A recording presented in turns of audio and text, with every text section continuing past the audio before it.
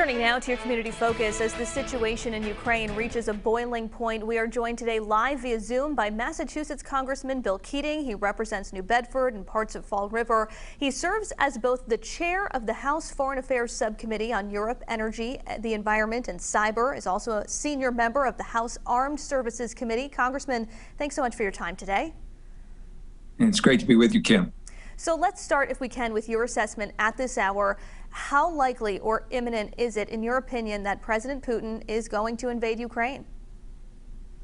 Well, the fact is he already has, and it really appears at this hour it's going to be much more of an expansive invasion that occurs, and the prospects of that on the people, peace-loving people of Ukraine, minding their own business, as I met just in the last few days with the mayor of Kiev.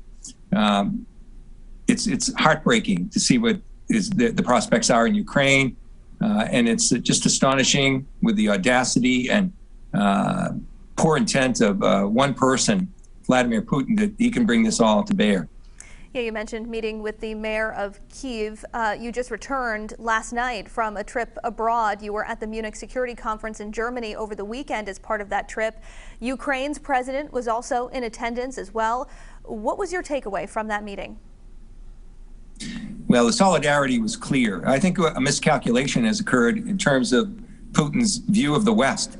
He thought that because of his energy leverage, because of elections that had just occurred in Germany, were about to occur in France, the fatigue in the U.S. after the Afghanistan war, I think he thought this would be, in the midst of a COVID pandemic, the time to make a long-awaited plan that he's put into place just to do it exactly what he's doing, try and take over the country of Ukraine. And we heard from President Biden earlier this afternoon, and within just the last hour, your office announced that you are introducing some legislation to impose sanctions on Russian parliamentarians. What does that seek to do? Well, clearly, this is part of the Russian elite. They voted themselves. They were used by Putin and voted themselves to essentially take away the sovereignty of Ukraine, taking two areas, declaring two new peoples, independent republics, just an astounding, hard to fathom activity. So part of the sanctions should include those people as well. They are part of Putin's strong arm. Many of them are oligarchs themselves. And we're working in conjunction with our allies in Europe. The European Union, 27 countries there, put in similar legislation. And we're in contact with the United Kingdom, with England, to try and see if they'll follow suit as well. In fact, we've just been notified a short time ago that those sanctions, similar to ours, are in effect now in the European Union on Russia. They've already gone into effect. But Congressman, there's a new Associated Press poll and NORC poll that shows that most Americans oppose having a major role in this conflict. So what is your message to constituents who are maybe at home scratching their heads about why we are getting so involved? Well, the strongest message we had coming out of both the countries we visited as well as the Munich Security Conference is this isn't about Ukraine and Russia alone. People have to realize the magnitude of this. This is, the Secretary General of NATO said it clearer than anyone.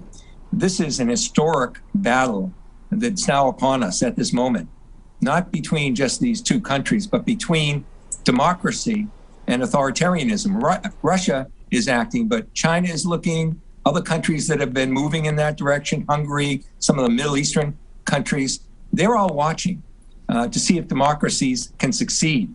And if we fail in meeting this moment, democracy fails. It's that big, it's that clear.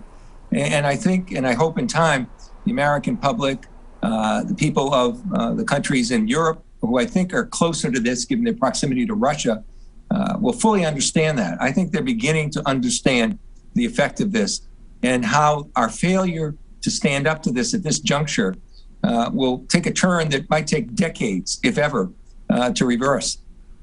And we've got just about 30 seconds left, but earlier this week, President Biden said that defending freedom will have costs for us here at home. So should people in the States prepare to feel either direct or indirect consequences of this? Well, clearly, the effect on life in Ukraine, loss of lives, same in Russia, the people of Russia, and the effects on Europe of our sanctions will be stronger than they are here in the U.S. We can anticipate, I think, cyber attacks potentially, as well as a rise in gas prices over the next few months, potentially. We're trying to minimize that, and we're actually doing things behind the scenes to do that. But these are the effects we're going to have.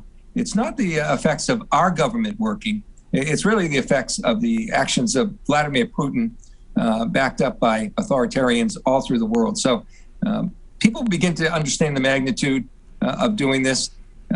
We will pay marginally here some discomfort, but nothing compared to what would cost us had we not acted during this period. Massachusetts Congressman Bill Keating, that is all the time we have for today. Thank you so much. Thank you.